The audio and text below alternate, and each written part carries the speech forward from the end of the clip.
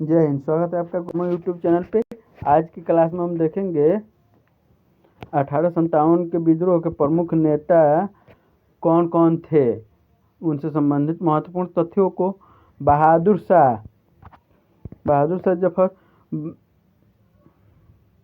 क्रांतिकारियों ने मुगल बादशाह बहादुर शाह के नेतृत्व में क्रांति का संचालन किया। वैसे मुगल बादशाह असक्षम और बूढ़ा हो चुका और इन सब झमेले में पड़ना नहीं चाहता था, फिर भी क्रांतिकारियों के निवेदन पर उसे इस क्रांति का हिस्सा बनना पड़ा। सारे क्रांतिकारियों ने बहादुर शाह जफर को निर्विवाद रूप से विद्रोह का नेता स्वीकार कर लिया, लेकिन वही हुआ जो होना था। बहादुर शाह नेतृत्व प्रदान करने में असफल रहा। वह बंदी बना लिया गया और उसे गिरफ्तार करके रंगून भेज दिया गया, जहां उसकी मृत्यु हो गई। झांसी की रानी लक्ष्मीबाई। 1853 ईस्वी में गंगाधर राव की मृत्यु के बाद झांसी को अंग्रेजी राज में मिला लिया गया। रानी को पेंशन दे दी गई। लक्ष्मीबाई इससे अत्यंत क्रुद्ध थी। शुरुआत में उन्होंने विद्रोह में दिलचस्पी नहीं दिखाई, पर परिस्थिति से बाध्य होकर उन्होंने विद्रोह का साथ देना शुरू कर दिया। मार्च 1858 ईस्वी में जब ह्यूज रोज ने झांसी पर आक्रमण किया, तब रानी ने दृढ़तापूर्वक अंग्रेजों का मुकाबला किया। झांसी को असुरक्षित जान अप्रैल में रानी अपने दत्तक पुत्र के साथ झांसी छोड़कर कालपी चली गई। कालपी में भी रानी को हार का सामना करना पड़ा। वहां से वह तात्या टोपे के साथ ग्वालियर पहुंची। ग्वालियर पर विद्रोहियों ने सिंधिया, जो अंग्रेजों का मित्र था, को हराकर कब्जा कर लिया। सिंधिया को आगरा भागना पड़ा। नाना साहब को पेशवा घोषित किया गया, परंतु इसी बीच अंग्रेजी सेना ग्वालियर में भी टपक पड़ी। 17 जून 1858 ईस्वी को अंग्रेजों से युद्ध करते हुए रानी ने वीरगति प्राप्त की। तात्या टोपे को गिरफ्तार करके फांसी दे दी गई। एक महिला होकर भी बहादुरी के साथ रानी लक्ष्मीबाई ने अंग्रेजों का सामना किया। यह बात भारतीय इतिहास में एक विशेष स्थान रखता है। नाना साहब कानपुर में विद्रोह का संचालन नाना साहब के नेतृत्व में हुआ। वह अंतिम पेशवा बाजीराव द्वितीय के दत्तक पुत्र थे।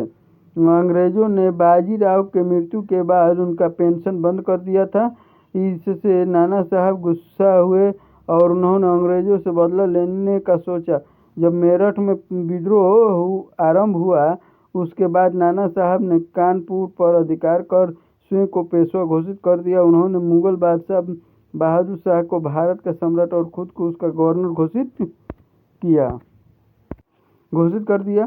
तात्या टोपे और अजीमुल्ला के सहयोग से नाना साहब ने अंग्रेजों से कई युद्ध किए। अंग्रेजी सेना मजबूत थी। धीरे धीरे अंग्रेजों ने कानपुर, बिठूर और नाना साहब के अन्य ठिकानों पर कब्जा कर लिया। हार कर नाना साहब नेपाल के जंगलों में छुप गए। आज तक कोई नहीं जानता कि उसके बाद वह कहाँ गए और उनका क्या हुआ। बेगम हजरत महल अवध क्रांतिकारियों का एक महत्वपूर्ण केंद्र था।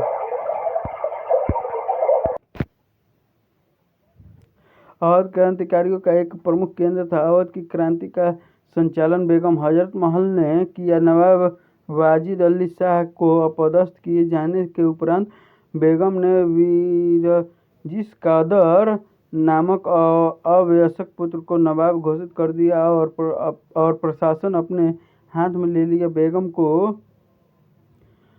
अवध के जमींदारों, किसानों, सिपाहियों आदि सभी का सहयोग प्राप्त हुआ। उनकी सहायता से बेगम हजरत महल ने अंग्रेजों को अनेक स्थानों पर हराया और अंततः अंग्रेजों को लखनऊ की रेजिडेंसी में शरण लेने के लिए बाध्य कर दिया। अनेक कठिनाइयों के बाद ही अंग्रेज पुनः लखनऊ पर अधिकार करने और अवध में विद्रोह को शांत करने में सफल हो पाए।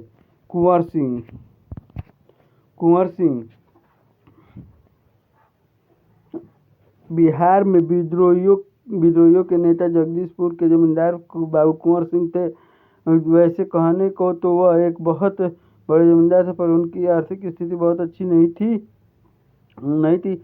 वह अपने जमींदारी का प्रबंध बोर्ड ऑफ रेवेन्यू को सौंपना चाहते थे, पर इस कार्य में वह असफल रहे। कुछ दिनों बाद कुंवर सिंह आर्थिक दिवालियेपन की स्थिति में पहुंच गए। दानापुर में विद्रोह कर रहे कुछ क्रांतिकारियों ने आरा पहुंचकर कुंवर सिंह को विद्रोह का दायित्व संभालने को कहा। कुंवर सिंह बूढ़े हो चुके थे, पर फिर भी उन्होंने इस विद्रोह का संचालन करने का निर्णय लिया। नाना साहब के साथ मिलकर उन्होंने अवध और मध्य भारत में भी युद्ध किया।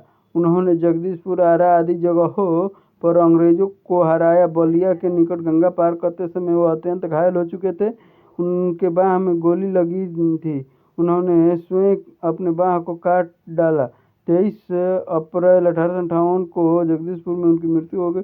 उनके बाद उनके भाई अमर सिंह ने भी अंग्रेजों से संघर्ष जारी रखा, पर वे सामने अधिक देर तक टिक नहीं पाए और उन्हें जगदीशपुर छोड़कर भागना पड़ा।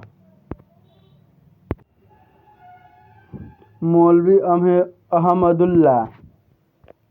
फैजाबाद के मौलवी अहमदुल्ला ने भी 1857 के विद्रोह में महत्वपूर्ण भूमिका निभाई। वह मूल रूप से मद्रास के रहने वाले थे। मद्रास में भी उन्होंने अंग्रेजों के विरुद्ध सशस्त्र विद्रोह की योजना बनाई थी। वे जनवरी 1857 में फैजाबाद आए। अंग्रेज सरकार पहले से उनके आगमन से सतर्क थी। कंपनी ने उनको पकड़ने के लिए सेना भेजी। मौलवी ने डटकर मुकाबला किया। अवध क्रांति में भी उन्होंने महत्वपूर्ण भूमिका निभाई और एक प्रमुख नेता बनकर उभरे। जब अंग्रेजों ने लखनऊ पर कब्जा किया तो मौलवी अहमदुल्ला रोहिलखंड का नेतृत्व करने लगे।